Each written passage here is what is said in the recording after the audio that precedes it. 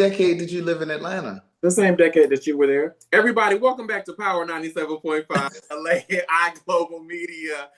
Power B 97.5 LA, the JS Journals. I'm so excited about this moment because when you think of somebody that is such a creative and has really put in the work, I'm going to embarrass him a little bit because I think that the beauty of his work is fantastic. Today's guest is someone who has consistently chosen truth over comfort, storytelling over silence. He is an author, a playwright, a producer, and a founder who has spent years giving language to things that many of us don't feel always have the nerve and the guts to say. Everyone, please welcome playwright, producer, writer, Craig Stewart is in the building, everybody. Oh, wow, that was beautiful. That was absolutely beautiful. Thank you. Oh, listen, this is what we do. This is what we do. Before we get started, I wanted to always ask this: how had 2025 been for you? And going into 2026, what are your expectations for December of 2026 to achieve all of the things? 2025 was amazing for me. I felt the expansion. Yeah. Right. And, you know, I had so many moments, so many revelations, so many epiphanies is the better word. So many epiphanies throughout 2025 where it felt like, wow, this is what you have been working for. This is what you've been working towards, right? Yeah. Like there were moments where, so many moments of gratitude, moments where I literally have awakened and just be in tears, you know, just thinking about like the journey, like my journey, and the road that I had to pave for myself. There was some road that was paved, but then there was a lot of road that I had to do a lot of the digging and pulling and excavating, you know what I mean? That whole thing. Yeah. And there were so many moments where I just didn't know if I could continue on, you know what I mean? Because I've slept on people's couches. I've had 4 cars repossessed. Wow. I've been nearly evicted a handful of times. You know what I'm saying? I was never thrown out, but I mean, there were so many times where those eviction notices were on the door. Yeah. And it's just like, well, Craig, you have a degree. It's that little whisper in the back of your mind. You have a liberal arts degree at that from Hampton, the other HU. Let's be clear, but go ahead. The only HU. The only HU. But yeah, so like that whisper that was just saying like, you know, you have a degree, go on and get a job. But it was part fear, but part inspiration. It was part of, you know what I mean? It was a little bit of both. That whisper was a little bit of reality, but it was also a little bit of fear in there. It was just like, no, this is the time where you have to roll your sleeves up and just kind of keep going. Yeah. And so there were moments where I didn't know if I had it in me to keep going because I've been knocked down so many times, and there were so many opportunities where people could have helped me that didn't help me. So 2025 was like that year for me. It was just like, wow, like this. You really need to take it in. You need to breathe it in and enjoy it. And then and for December 2026, you said, what is it that I hope the thought will be? Absolutely. Yeah. More of that feeling. You know what I mean? I really hope that I look back over 2026 and think, wow, you did that. Like, you know what I mean? Because like there's so many things that I still want to do. Yeah. I just released a web series that I do called Telling Our Stories. I will talk about that because I just finished the episode last night. Oh, did you? Come on, journalist. I love it. I love that you had a lot of different, I'll say, personalities and thoughts in the room, right? Yeah. I think that's the reality of the community. Everyone is not going to be under the same alignment. Everyone's not going to have the same stories. And everybody's not going to use the bathroom in everybody's house. We get that now. But, absolutely. You know, listen, I want to also talk about something. I've been looking on TikTok and on social media a lot about traveling and South Africa and Africa and all of the things, and talk about inspiration. somebody on this call, not me as of yet, but Uh-huh. somebody on this call just got back from an amazing trip. And Yeah. I don't know if that was your first time there, but I think it was your first time driving there. Talk to us Both. about, right? Okay. Talk to us about that Both. experience of just First of all, Africa. South Africa was amazing. Yeah. It was amazing. Like there were so many moments where so many again, more moments of gratitude Hmm. in wrapping up 2025. Hmm. I spent the month of December there. We started and I went with two of my friends. We started in Johannesburg and we ended in Cape Town. Okay. And of course, Cape Town reminds me a lot of LA because I used to live in LA. That's what everyone keeps telling me. Yeah. Yeah, I used to live in LA. In fact, I wrote my first book living in LA. We got to get you back to Los Angeles. To live? I mean, I visit all the time. Okay, good. Okay, I good. visit all the time. But no, LA was magical for me. And so there were moments in Cape Town, and I kept saying this to my friends. I was like, this reminds me of like Malibu, Mhm. Pacific Coast Highway. It reminded me of the Hollywood Hills, just the way that the homes are built and situated along the Yeah, shore and yeah, in the rocks in the mountains. But it was beautiful. I mean, the people were beautiful. I mean, and I was just on this quest to really get in the heads and the minds of people, Black people there. I really wanted to know, is it true that they have a perception of Black Americans that we're ignorant, that we're lazy, that we're uneducated? yeah. And the resounding response was absolutely not. We are proud of you all. We are proud of what you've accomplished. Wow. Um, Wow. and that was the energy that I got from them. They were so gracious. And I remember when we checked into the hotel and they said, "Welcome home."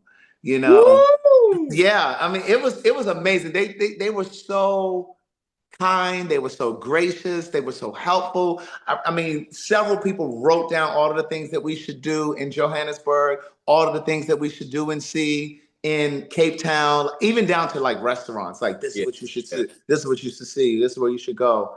But it was absolutely fantastic. I mean, I did a lot of writing there because I'm working on my fifth book. Come So I on. did a lot of writing there. Um, and then it gave me the foresight to really lock in with telling our stories. So this coming Saturday, I'm filming the couples edition. Oh, wow. Yes, so I'm really Oh, going to talk to couples about relationships because I don't think there's, and maybe it's escaping me now, but I don't really know a platform that really features mm. Black queer people. And I say queer because not everybody identifies as gay or lesbian. Yeah, yeah, yeah. But I don't really know if there's one that really kind of spotlights us and really humanizes us. Mm. We got a little bit of it on Black Love. I was about to say that's the only show that I Yeah, remember. I literally was about to tell you, say Black Love. yeah, I can't think of anyone. Yeah. right. Yeah, yeah, yeah. Exactly. I remember seeing like at least one lesbian couple and a gay couple. And it was a gay couple. Yeah. Right. But like to really talk to men and women who Yeah. have been in Yeah. long-term relationships, Yeah. because I think that really speaks to younger generations and just the community as a whole. Because I think there are a lot of people in our community who just don't think that long-term relationships Correct. exist. Yeah. Well, also to your point, and it's interesting how you were diverting from my questions. I'm like, Lord, sir, I knew this conversation was going to go this way. I think that it's interesting how you have the different perspectives of conversations. And even with that episode that you just had, right? Mhm. Had someone, it was like one in a possible of somebody that was in a long-term relationship. But then, it's the perception of how someone deemed a relationship, and then they looked at it a different way, and then Mhm. the team Mhm. looked at it a whole different direction, and I think it's admirable for you to be able to create these spaces, because I Mhm. think also create the different spaces of what a relationship looks like, especially in Absolutely. 2026, right? um, Yeah. Before the titles, author, playwright, producer, who were you before you knew storytelling would become kind of like your life's work? Oh wow. I thought that I was gonna just be a songwriter. Okay. And prior Come to on, that, Quincy Jones. Come on, Quincy. and prior to that, like you said, I have a liberal arts degree from Hampton. I was a journalism major, so I thought that I was going to be sitting on the news. There we go. And But still good. Hello. yeah, but it was just like I knew my sophomore year because that's when you start to really get into your major courses. Yeah. I knew in my sophomore year that I wanted to do more of a creative writing. that I Yeah. didn't want like a news director like telling me, okay, Craig, you got to cover the election today. Tomorrow there's a house fire. Yeah. Right. Right. So once I was in those major, and then I also knew that I didn't love journalism enough that I was going to move to some small town to Same. start and work my way up. Yeah. So I ended up demoing. I didn't sing, but I ended up writing. And this girl that I went to school with, she ended up demoing the first song that I had ever written. And so then the bug was just kind of in me at that point, and I moved to Atlanta 2 days after I graduated, Oh, wow. and I started on the backdrop of that. I was coming to terms with being gay and realizing that it wasn't something that I could just escape or just hide from and suppress or get a girlfriend and get married and it would just go away. All the things. Yeah. Yeah. All of the things. And so so as I was realizing or coming to terms or accepting that I was gay, I was still a creative. And so I was writing music and doing all of that stuff. But then I ended up I started dibbling dabbling in relationships and I started dating this guy and he found out that he was HIV positive 2 months after we were dating. And that jump started the stage play, A Day in the Life. And I ended up Yeah. writing A Day in the Life. The show sold out. I was 26 Come years on. old. Come on. I was 26 and I didn't know what to do with it. Once it sold out, Tyler Perry came to the show, said he was going to help me, but then ended up not connecting me to the Yeah. promoter to take the Oh, show national. And so that's where the repossessed cars came in and all of that kind of stuff. Like I was just kind of on this journey trying to figure it out. And then the end of 2010, there was like this whisper, as like I like to describe it. There was like a tugging in my spirit that I needed to move to LA. And I was just like, well, what the hell am I gonna do in LA? Like I'm having a hard time in Atlanta surviving, right? And I have a network here. I had friends whose couch Yeah. I could sleep on or whatever. And I ignored it. So that was December 2010. February 2011, that gnawing, it was really gnawing at me. I like it was waking me up from my sleep, like 3 in the morning, 4 in the morning. Mm. And in that same whisper, it was like, you need to be in LA. And by April 2025, I moved to LA. And that's where I wrote the first book. And I realized once I got there, oh, this is why I'm in LA, Mm-hmm. you Mm-hmm. know? It And was I a bigger believe reason. also that, Bigger reason. Yeah. yeah. And I believe that the reason that the book eventually, because it wasn't fast, and I like to always underscore that because I know people sometimes listen to interviews and they think that the success happens overnight. Mm-mm. That was 2012 when I released my first book. And it eventually started to work for me. I was working for the book for a long time. And Listen. then it started working for me. But I think that the success came because I was obedient. I Yeah. think because I answered the call, I responded to the call. I Yeah. moved to LA and I trusted the process. Somebody said something yesterday, day before yesterday, on social media about the clips and how they're just now, after years and decades and all of the things, just now getting the fruits of their labor and now getting the nominations and the Grammys, right? But they have Yeah. a long-standing career. And I think she had started it out with Kalani and how Kalani had actually been out for a long time. Yes. So her biggest now hit, Yes. like, to your point, I love that people, not to say tell the truth, but we live in more transparency nowadays, right? Absolutely. That we Yeah. don't have this switch that's going to make us, famous or this next hit tomorrow. Mhm. But Mhm. for you, you attended Hampton University. My best friend also attended Hampton University, so I always like to give you a Yeah. little bit of credit. But you also earned, as you said, you earned a liberal arts degree. What did Hampton kind of give you beyond the education, and what did it shape inside of you?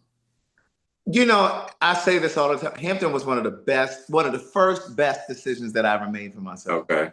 And because it fostered an environment that Mm-hmm. kind of separated us because we were behind a gate. It was a private college, Yeah. but it still had enough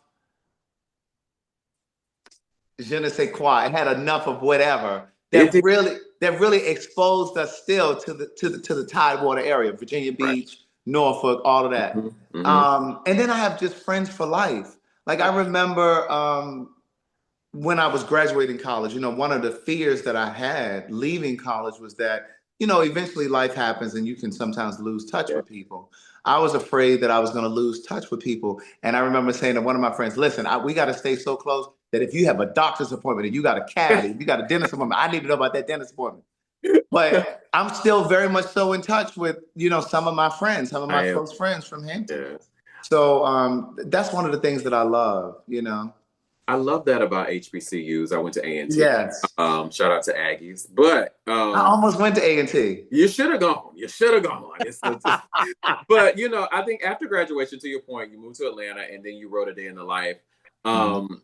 If you can touch more on just like writing that play and what pain, urgency, or truth were you really just trying to get out of that body, out of your body and out of that body of work during that time? I love how prepared you are. You really did your homework.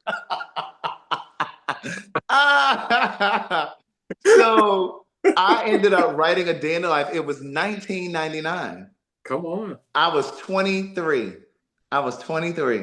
And I didn't even really, because again, I had moved here to write music. All I knew I wanted to do was to write music. Write music, yeah. Yes. And so, like I said, I had started to come to terms with being gay, and I started kind of dibbling and dabbling in terms of dating. Yeah. And I dated this guy, and actually my first book opens with that, because when I moved to LA, it was almost like I had kind of like looked back over my shoulder, because I had lived in Atlanta for 13 years by the time I moved to LA. I've been back in Atlanta now for 10 years, but I had moved to LA, and it was almost like I had to look at my life. It was almost like I had to step outside of the bubble and look back at my life, which was Atlanta, and understand, like, how did I get to LA at 35? Renting, well, I wasn't even renting a room. I was staying with I was staying with the college friend's parents in LA. So Hampton did that for me too. There you go. I was staying with her parents in her childhood room. And I was just like, well, how did I get here? I'm 35 and I'm sleeping in her childhood room, and I don't have a job. I didn't have a car when I moved there. And then, like I said, it just started to unravel. And so I started to think about how what path had I taken that had gotten me there at 35. And so I started to look at my life, and I really had no clue that I was going to write a book. Similarly, the same thing happened with the stage play. I was just living my life and trying to figure out life after college. I started dating this guy, and as I mentioned, he found out he was HIV positive 2 months after we met. And that encounter with him, it provoked me to write about all of the things that I didn't understand about the gay community. So I wrote about the ball community. I wrote about the HIV community. I wrote about the online community, the sex part, all of that stuff. And so the story is told from the perspective of 6 gay characters. And they're brought together in a therapy session. This therapist is each of their individual therapists, and he knows them individually. They don't know each other, but he arranges this conversation because he feels like they can learn some stuff from each other. Kind of like what you're doing right now. Kind of like telling our stories. You better make the connection. That's it. That's it. And so you got the most feminine gay guy, who's the queen, as they call him, all the way down to the DL guy who doesn't believe he's gay. He has a girlfriend, but he does not believe he's gay. So in between the most feminine guy and the DL guy, you have the trans girl who believes she was born in the wrong body. You have the minister of music of the church who's struggling to reconcile his sexuality.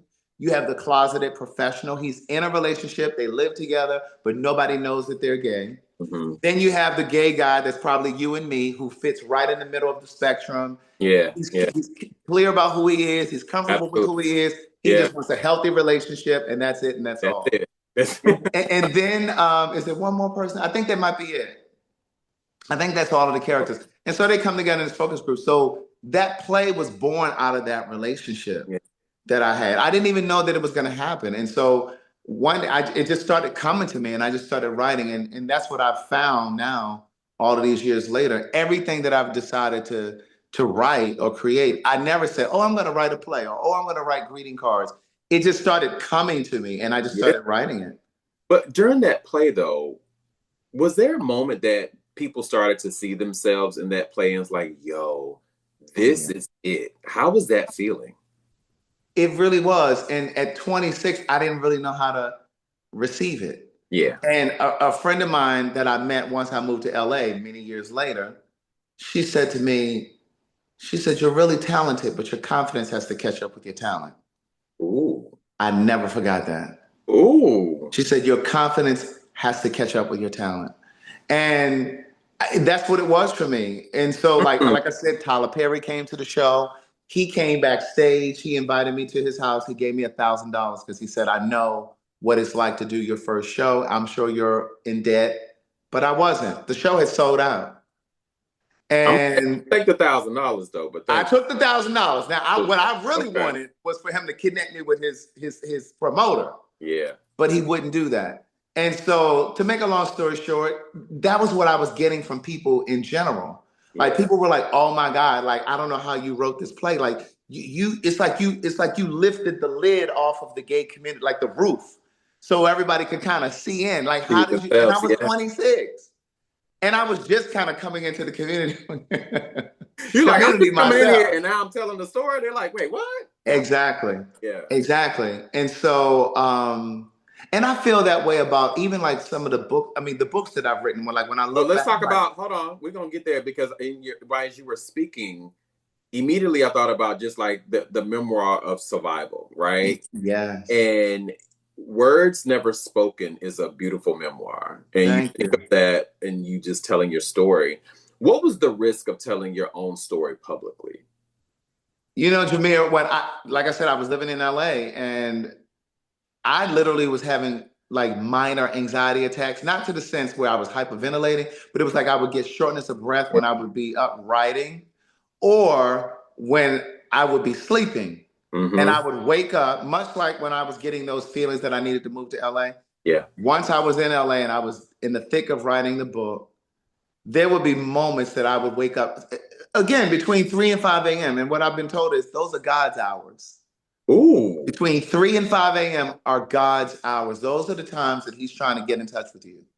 Those are the times that your guard is down, your inhibitions are down, you're relaxed, you're Yeah. asleep, Yeah. and He will pull you out of your sleep. And so I would wake up and I would think about things that I had written in that book, and my heart would just immediately start racing. So there were times that I didn't even think I was going to release it. Okay. I almost thought that I was not going to release it. And that's why I called it Words Never Word. Spoken, because these are words I've never spoken. And then there are words that other people who share that story, they've never They did. spoken. Yeah. Yeah. Yeah. So it was almost feeling like a journal. And I was like, this is too personal. I can't put this out. And there were a lot of tears writing it. Yeah. And then as I just kept going, I don't know. I guess I just found the courage. You did, but I mean, also you kept going though. When you Yeah. released one thing for certain, two things for sure. I mean, if we can go there, what truths had evolved since the first book?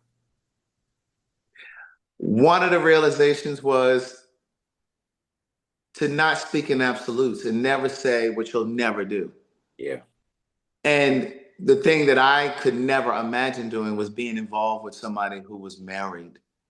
Oh wow. You know, the guy that I met, and in fact, I was promoting my first book. I was promoting Words Never Spoken when I met the guy who was married. Okay. And he and I ended up connecting and we ended up getting into this relationship and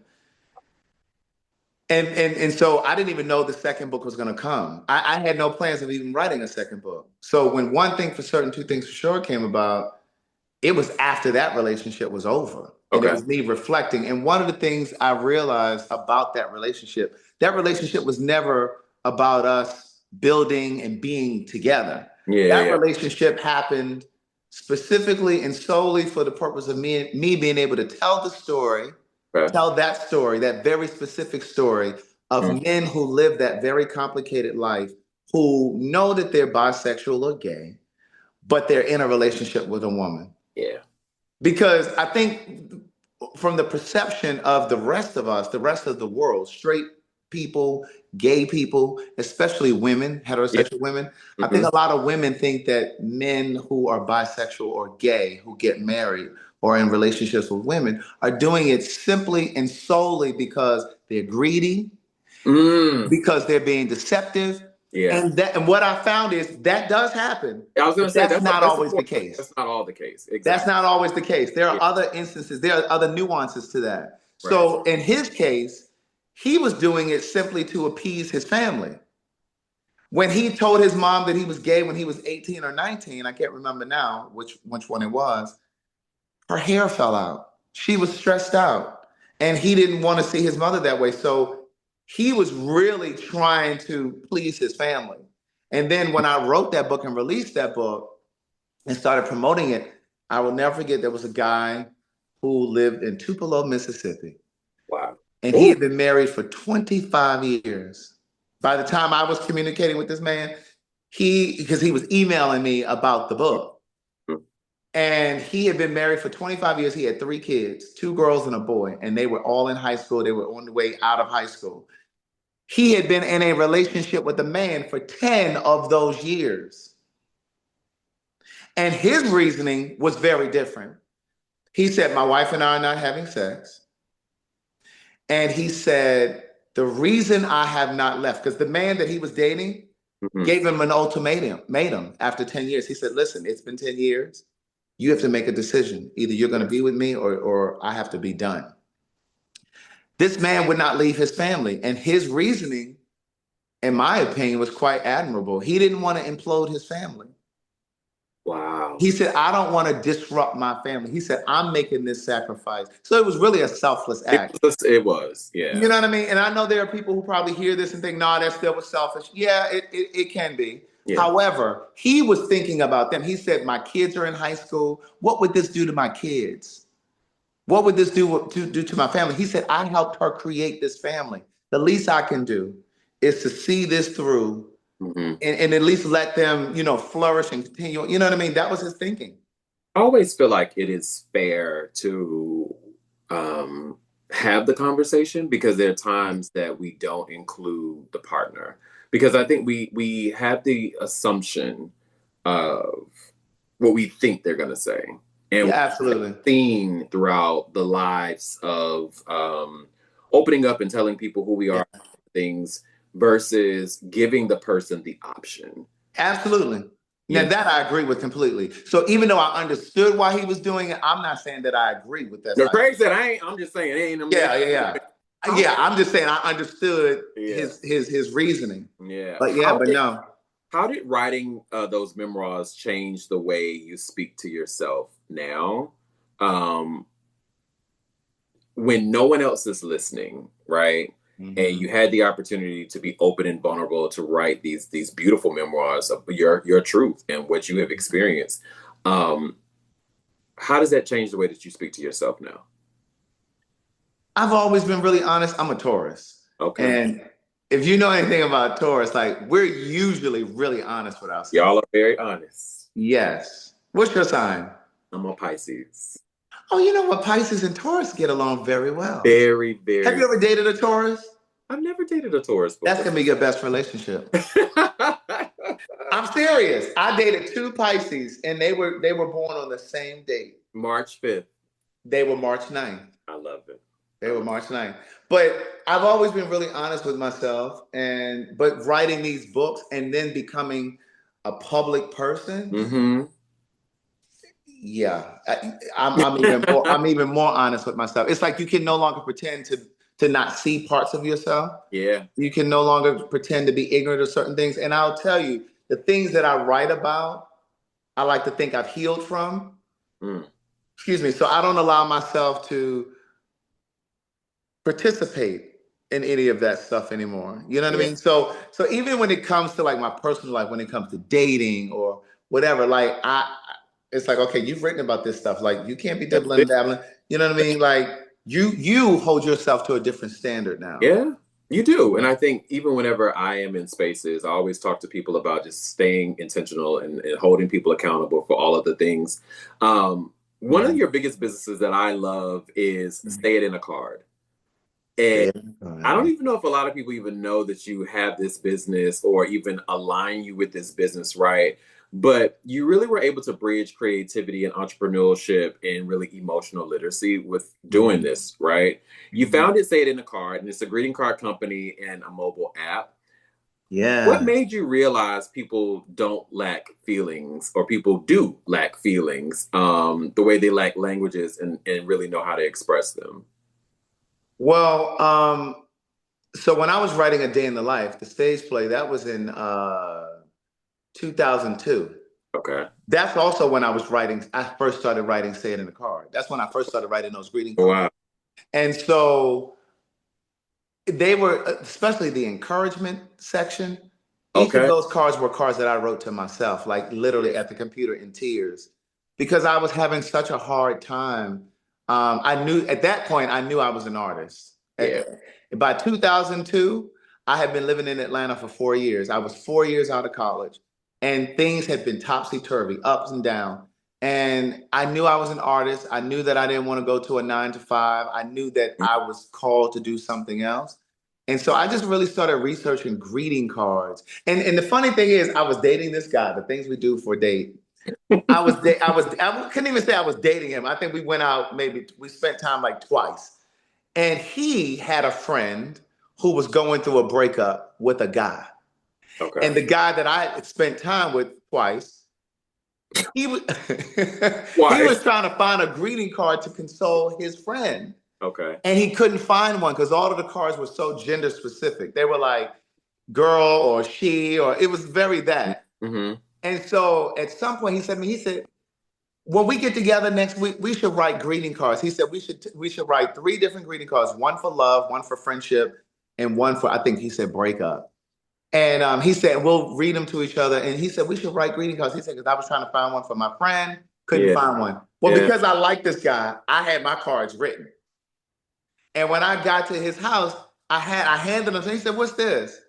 I said, "These are the greeting cards we were supposed to write." He said, "Oh, I forgot all about it." And he read them. He said, "Oh, these are really good." And then I just kept writing them, but I was writing them alongside A Day in the Life. So when I was first writing them, I was just like, well, is this a greeting card or is this dialogue for the play? But once I got familiar with the characters, I was like, oh no, this is dialogue. This is this person's, you know.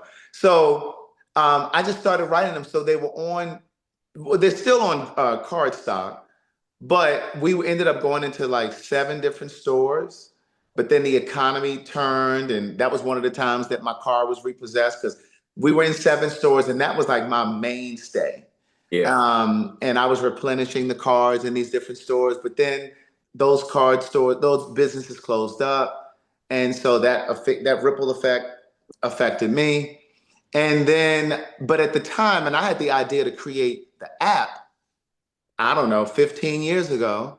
But just didn't have the money to do it. But I saw that things were especially when text messaging became a thing. Yeah, yeah. I'm like, people communicate so much through text. Mm-hmm. It would be fascinating if you could send these cards and they're animated and they come through your text messaging, or you could send it through your email like an e-bite. I sent mine as far as during holidays. I did it during Christmas and New Year's. People were Thank you. What? Okay.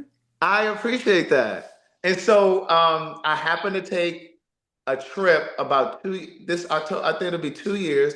I took a trip to France because I've been trying to teach myself French. Oh, I can teach you. I speak French fluently. Are you serious? Yeah, I'm trying to move. Everyone that knows me knows I want to buy a flat in France. So that's my always. If I ever run away and get away, everyone knows. That's where I come to find you. Everyone knows I will be at the Champs-Élysées. Absolument. Oui. Are you serious? Wait, I'm going to come back to that. We'll talk about that. Yeah. So I went to France for 2 months. I had gone through a breakup. And then like several months after that, I rented an apartment in Paris. And then I got a gym membership. I did the whole thing. And I was like, I'm going to immerse myself in the culture. I don't have a reason to stay in the States. I'm not in a relationship. So I ended up just going. And there was when because I decided to take a trip over to London while I was there. Yeah. I jumped on the train. Hop on that bullet train real quick. I jumped on that train, went over there on Thanksgiving. Oh, wow. I was there from Thanksgiving to like that Monday. And coincidentally, or not coincidentally, I ended up meeting a guy who builds apps.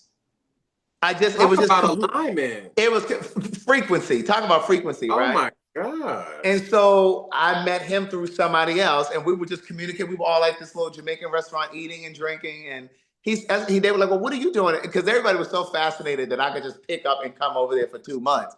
And they were just like, well, what do you do that you don't have work? And like, you know, And so we were just going around the table asking each other, well, what do you do for a living? What do you do? Yeah. And he said that. And I said, oh my God. And then coincidentally, he was living in Atlanta at the time. And he said, when we get back, because I was coming back home before he did, he said, when I get back, he said, we're going to connect. I invited him over. We ended up talking. I told him what I wanted to do, and we had the app built. See? And that's how it happened. And That's, so, yeah, but I think it's such a beautiful idea. And then the fact that it's Black owned. I was about to say, and it's very much Black on. If you're just joining us, we have the amazing Craig Stewart is in the building.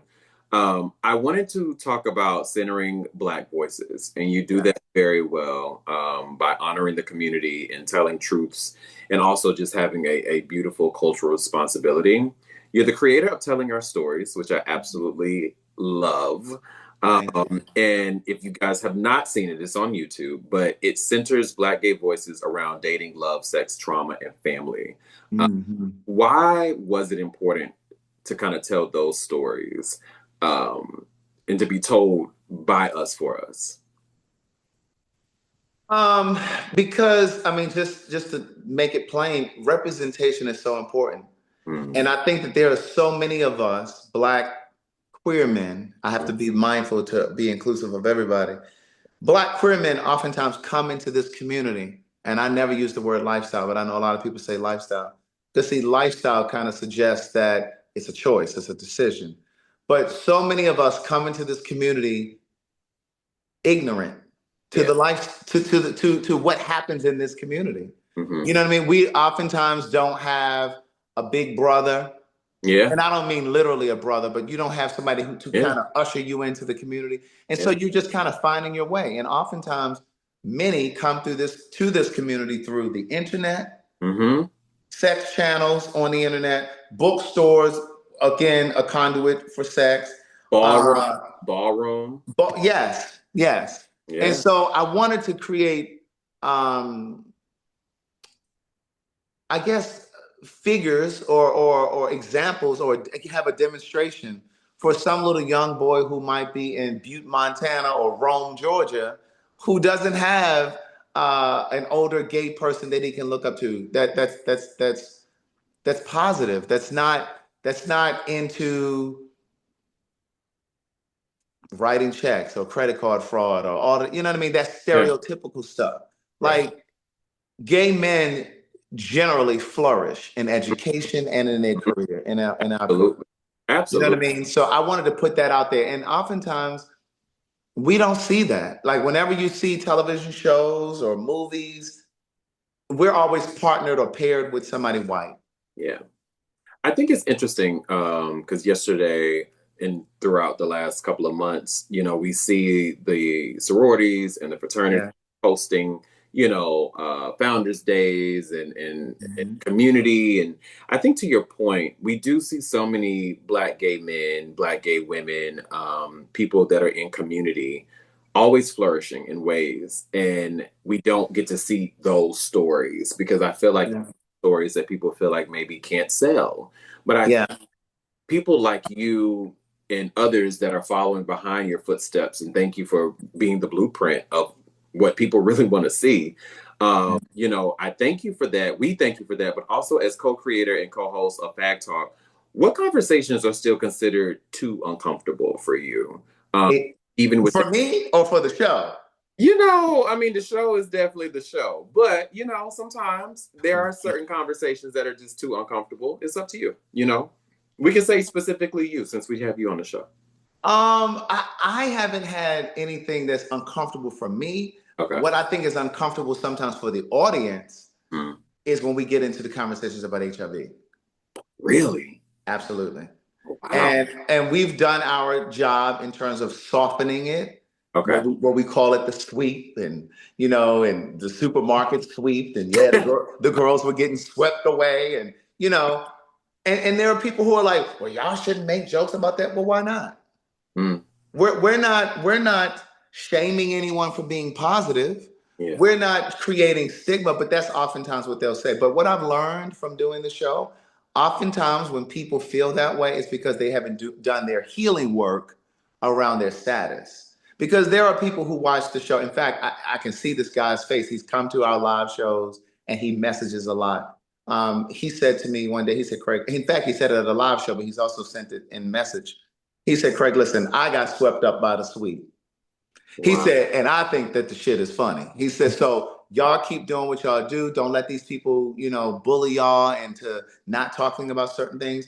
But I think that oftentimes, if it's not the whole healing work around status, I think sometimes it's the concern or perception of what people outside of our community thinks about us in HIV.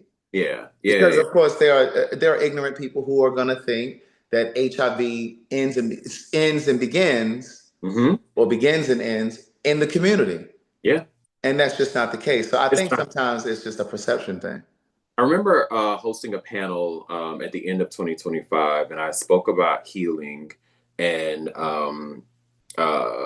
trauma, and people really just understanding how to not bring that into relationships, into friendships, and all of the things, right? Try and do the work, or even work on yourself throughout that. What does healing look like for Black gay men when storytelling is no longer survival, right?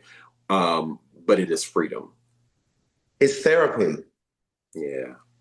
But finding a really good therapist. Yeah. And sometimes it's going to take... People think that, listen, a good therapist takes a minute. It takes a minute. Yeah. And you may not find a good therapist your first, second, third try. Correct. And the truth is, I literally just had a conversation today, just before I got on here with you. And I said, have you ever been to therapy? Because I personally think that it's important for Black men, period, straight, gay, bi, whatever, Black people, to experience therapy at some point in our lifetime, because we have just so much to unpack. Absolutely. And I just don't think that prayer is enough. I don't.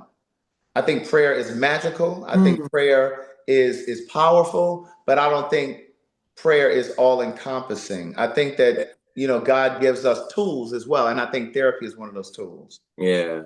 In 2020, as we get ready to wrap our show, I curated the end of the show called the therapy session, funny enough. But before we go there, I want to get into two questions that people were able to write in because they knew that you were going to be on the show. The first question comes from Brandon. Brandon says, how does it feel to turn emotional honesty into a scalable business without diluting its soul? Oh, wow. That's a great question, Brandon.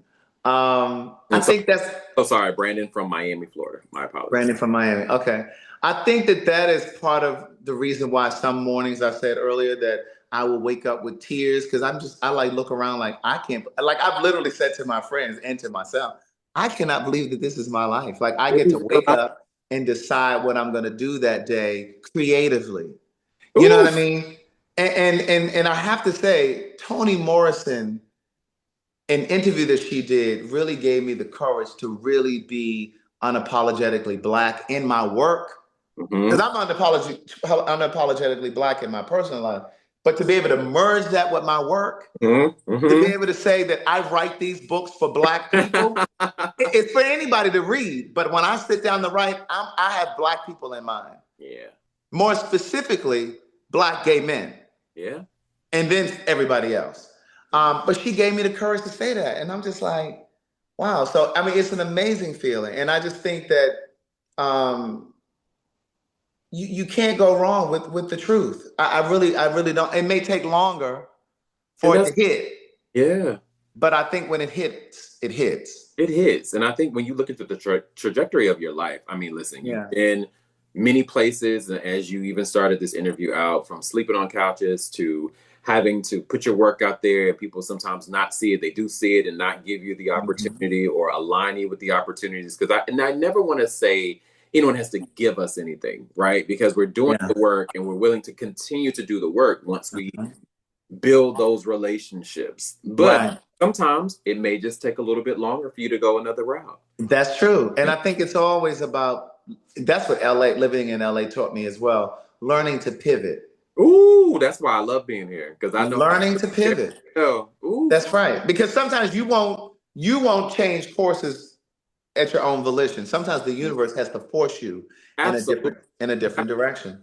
Nicholas out of Washington, D.C. says, your fourth book, Books of Jules, focuses on personal development. Mm-hmm. What was broken or blooming in your life when you wrote that book?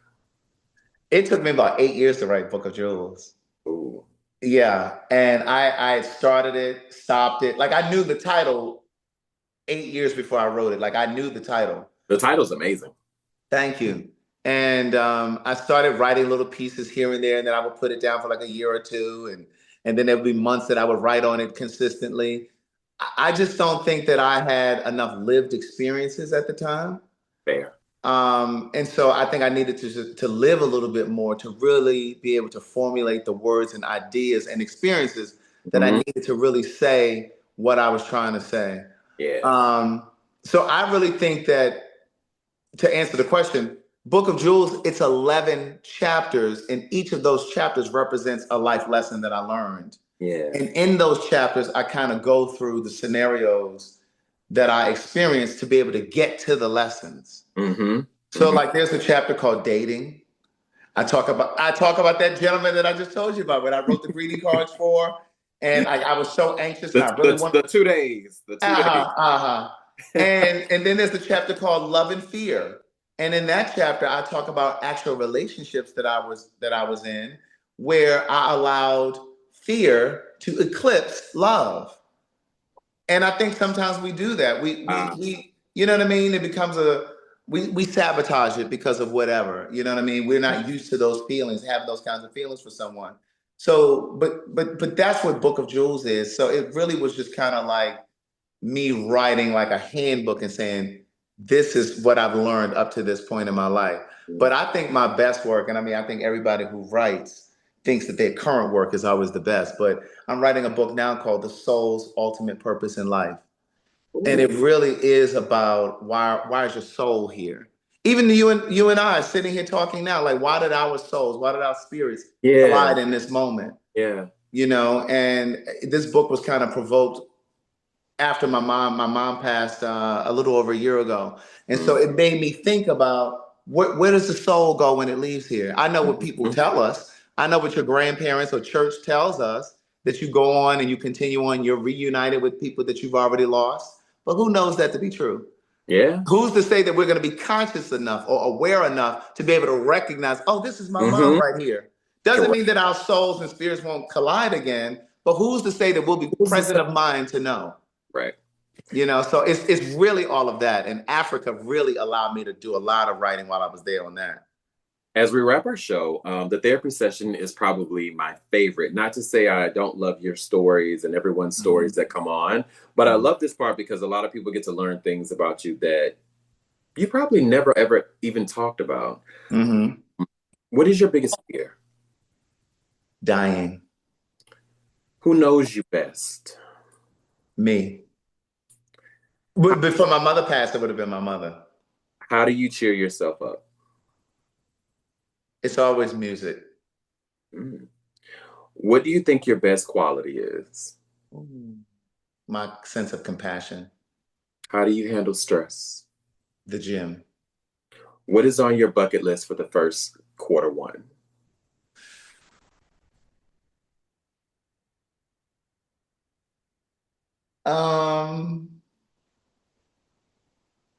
I really want to rent this. I have another property. I really want to rent that. That's my bucket list for right now. Craig said, I need some additional income, and I correct. Do you believe in luck? Ooh, I talk about that in this book, The Soul's Ultimate Purpose in Life. Never mind. We'll wait to talk. We'll wait to hear about it. No. I want to tell you. Okay. I believe that fate meets destiny at the intersection of choice. Ooh. But I also think that there is a bit of luck that happens too. 2 questions about this phenomenal lady. Do you think your mother was able to fulfill all of her dreams? No. I think, and I don't mean for this to sound crazy or cocky, but I think I was her biggest dream. Mm-hmm. But I do think there were other things that she dreamed of. And I'm so grateful, and I do talk about this in that book. Um, I'm grateful that she got to see it manifesting, right? I was able to do some things for her before she passed.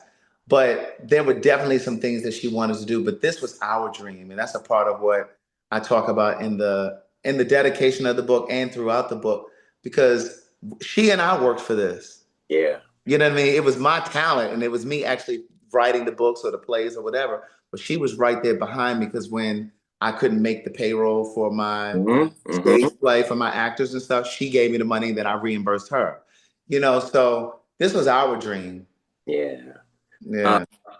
how would your mother describe love? Ooh. She would probably say that it's without condition. Yeah. And I think that Black women in particular, not just women, I think Black women embody the kind of love that's the closest that we'll ever see or get to unconditional love. Absolutely. Because when a Black woman loves you, she loves you for life. And Mm-hmm. she loves the men in her life, her father, her brother, her uncles, her sons, the men she's dating or married to. And when she loves you, she sometimes loves you to a fault. That part. Yeah. From Hampton to Atlanta to Paris to memoirs of surviving and language as you continue to use as power to say it in a card and how the businesses really have met the emotion, but centering Black gay voices. And lastly, just the legacy of future. What do you want your legacy to be, Craig Stewart? Um, I think it's probably all of the work that I've done. I mean, everything that I've put out into the world, because that work will outlive me. Even the content that I put on YouTube, whether it's telling our stories or Phagtawlk or even my live streams. Mm-hmm. I think those things, as well as the books that I've put out, the greeting cards, I think those things will be the legacy and all of the people that it touch, the people that it will inspire. Any last words you want to leave any of your new followers, any of the people that have followed your career, any of the new people that are just now seeing and understanding your own story? Any last words?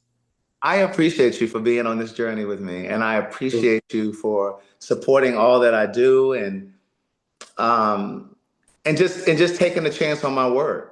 I really appreciate that because I know that there's so many options. So Mm-hmm. I don't take it for granted at all, and so I'm eternally grateful, I and love I it. hope to continue to make you proud. You are making us extremely proud. I want everyone to Thank make you. sure that they follow you on Instagram at Craig the Writer Stewart, and make sure that they slide in your DMs and follow the works and subscribe to YouTube channels and all of the things. And as we always say on Power 97.5 LA, Power V 97.5 Vegas, iGlobal Media, and the JS Journals, stay positive, but stay creative. Until next time, thank you for tuning in. That was great. Yay!